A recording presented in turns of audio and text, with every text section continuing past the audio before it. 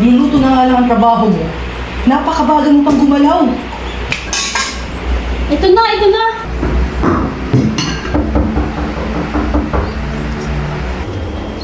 Uy, ikaw pala. Hoy, utang mo. Sus, ano na? Mag-iisang buwan na rin yun ah. Nako, ano ka ba? Babayaran naman kita nun eh. Mahina lang kasi tanggap ng labahin ko ngayon. Ba't hindi ka kasi maghanap ng ibang trabaho kaysa tanggap ng labahin? Tapos ano, bayad sa'yo, 150? Kailan mo pa ako yung mababayaran? Baka pwede mo nang bawasan utang ko sa yung 200 para 1,000 na lang. Total, inaanak mo naman si Betty. Hoy, FYI, hindi ko ginusto maging ninang ng anak mo. Ikaw kaya kumuha sa akin. At saka, ang utang ay utang.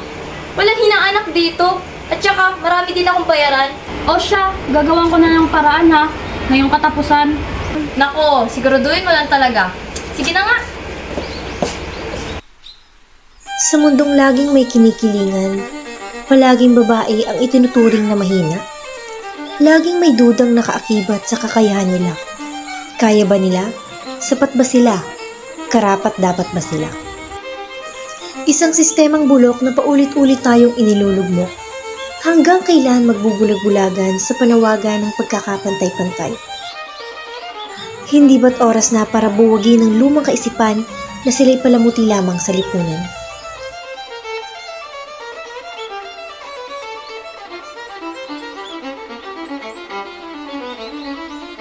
Hanggang kailan mananatiling pipi ang lipunang takot sa babaeng marunong tumuto?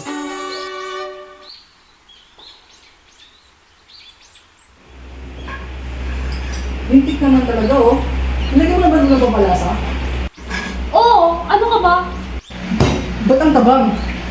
Mga gawaing bahay na nga lang gawain ng mga babae. Ang hihina pa. Makalat na bahay. Tambak na labahin. At walang lasang pagkain. Hoy, tumigil-tigil ka nga sa bunganga mo. Kung kaya mo maglaba, maglinis at magluto, eh di gawin mo. Puro ka reklamo. Pinanganak ka naman kompleto, pero kung masta ka, baldado. Mga paniniwala, hindi ka na gawin ng mga babae. Ang kayang gawin ng mga lalaki, napakanak sa gawain bahay, ang mga babae. Mga bulong na paniniwala, lumayas ka rito!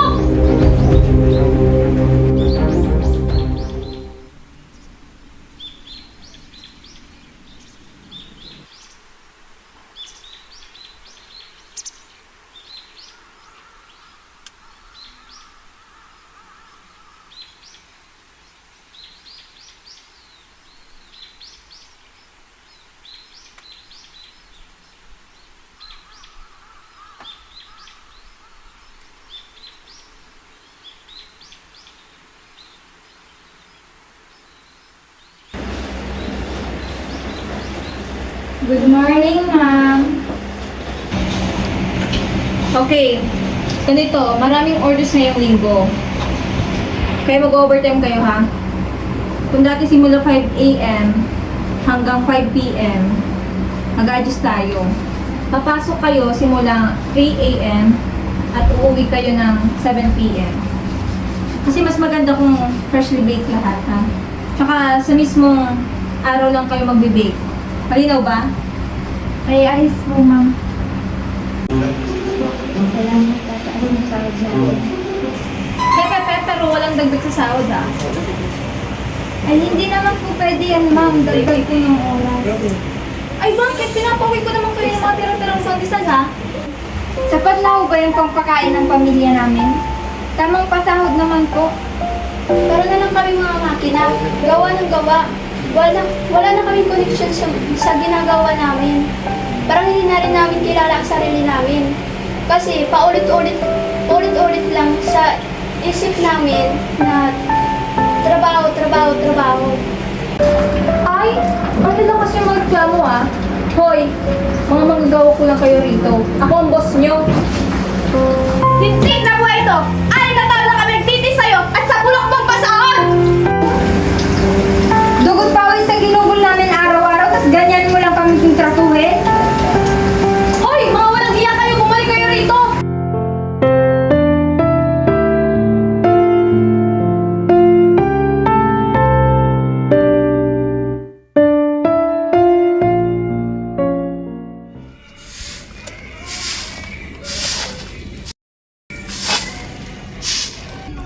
Wow, sipag Mang John ah. Tama, ganyan dapat. Hindi lang po ang konsumo. Dapat matutuhin tayong magbalik sa kalikasan. Kasi kung patuloy lang tayo kukuha ng kukuha, dating ang ahaw, wala na tayong haanihin. Naniniwala ako na bagay tayo ng kalikasan at kailangan natin ito pangalaman. Hindi tayo nakaiwalay sa kalikasan. Kung anong ginawa natin ay babalik ko sa atin.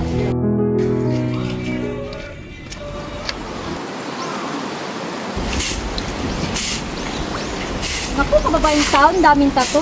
Nagwawalis lang ho ako rito. Ano bang problema niyo?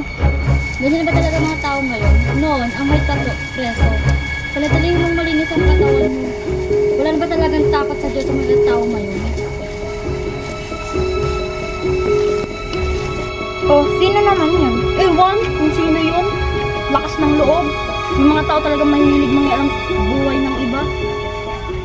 Ay, teka lang. Ba't ganyan itsura mo? Umalis na kami sa trabaho, lintik na babaeng yun. Hello po. May anunsyo po mamaya sa barangay. May pagtitipon po. Si Kapitan po ang nag-organize. Punta na lang po kayo mga mamayang 4:30 p.m. Sige po, punta po kami mamaya. Sige po.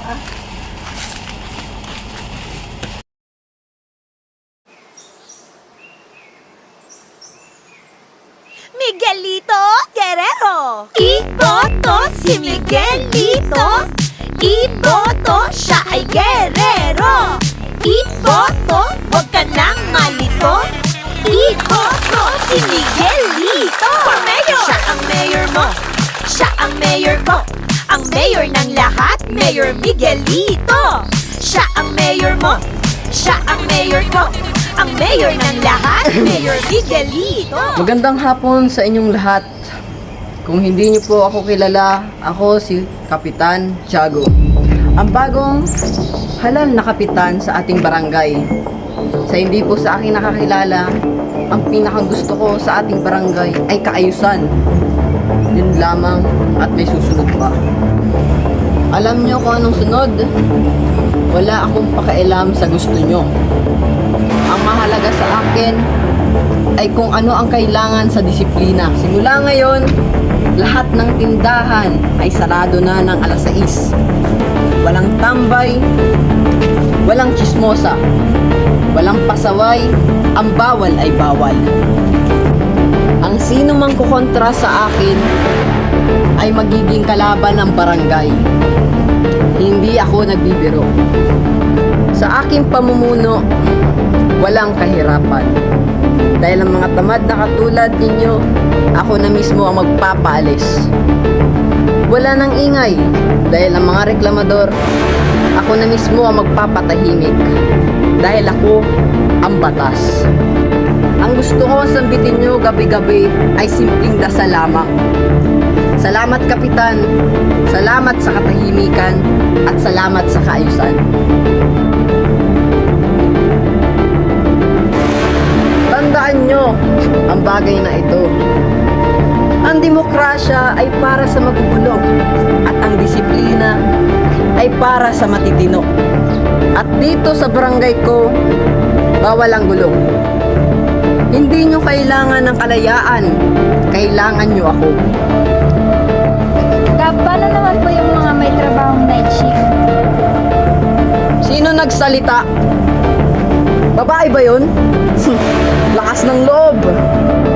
Opo, babae lang ako at bilang mamamayan, may karapatan ako magsalita at mangialam sa mga isyong pampubliko. Hindi po dapat nasusukat ang kasarian sa karapatang magsalita, kundi sa pagiging bahagi sa lipunan. Pantay-pantay po tayo dito. At sino ka naman para utusan naman? Ha? Kayo talaga mga nasa politiko!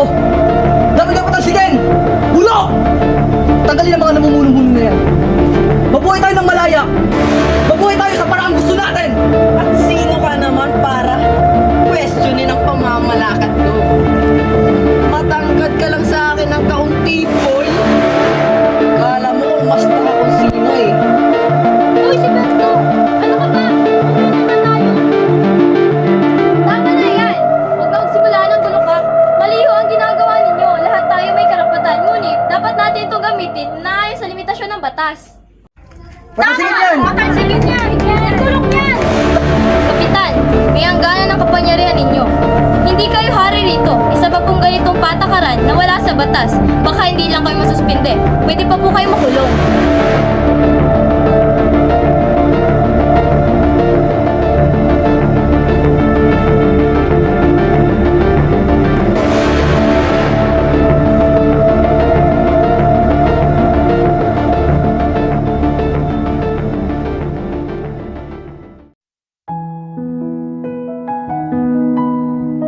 Sa bawat sulok ng mundo, kahit sa simpleng barangay, may kanya-kanyang paniniwala. May gustong baguhin ang sistema, may gustong panatilihin ang nakasanayan, may naniniwalang sapat na ang batas, may naniniwalang kailangan ng revolusyon, may naniniwalang ang mismong gobyerno ang ugat ng problema, at ang tunay na kalayaan ay nabubuhay sa pamayanang walang namumuno, kundi sama-samang pagkilos. Mga sigaw na puno ng prinsipyo. May naniniwalang lahat ay dapat may pantay na karapatan sa trabaho, sa pag-aaral, sa pamumuhay. May kumakapit sa tradisyon, sa paniniwalang doon nakasalalay ang kaayusan ng lipunan. May nakakakita sa agwat na lumalawak sa pagitan ng mayayaman at mahihirap, at naniniwalang kailangan iangat ang naaatupin. May paniniwala na ang pagbabago ay hindi hinihintay, kundi ipinaglalaban. Kahit pa nangangahulugan ito ng kaguluhan. May nagtutulak ng matibay na disiplina at kontrol sa paniniwalang ang kaayusan ay nagmumula sa isang matatag na pamumuno. May panawagan ng pagkakapantay-pantay ng babae at lalaki, hindi lang sa salita, kundi sa aksyon, sa batas at sa araw-araw na buhay. May lumalaban hindi lang bilang babae, kundi dahil siya'y bahagi ng uring tinanggalan ng saysay at lakas sa lipunan nating salat sa pantay na pagtingin. May mga nais gibain ang mga sistemang inilulugmok ang kababaihan, at may mga naniniwalang hindi lang tao ang dapat isaalang-alang, kundi pati kalikasan, na matagal nang sinasaktan pero patuloy na nagbibigay sa atin ng buhay. Iba-iba man ang pananaw, lahat may layuning baguhin ang mundo, at sa dulo ng bawat pagtatalo, hindi lakas na sigaw ang tunay na sukatan, kundi kung paano tayo marunong makinig, rumispeto, at kumilos para sa ikabubuti ng lahat. Ating nasaksihan ang iba't ibang mukha ng ideolohiya sa larangan ng politika. Isang pagsasadula ng paniniwala, paninindigan, at panawagan. Sa kabila ng banggaan ng prinsipyo, iisa ang nais, ang ituwid ng sistemang tila laging salungat sa kanilang panig. Sa bawat sigaw, sa bawat katahimikan, nariyan ang tanong, sa gitna ng pagkakaiba, paano nga ba tayo matututo ng tunay na pagkakaisa?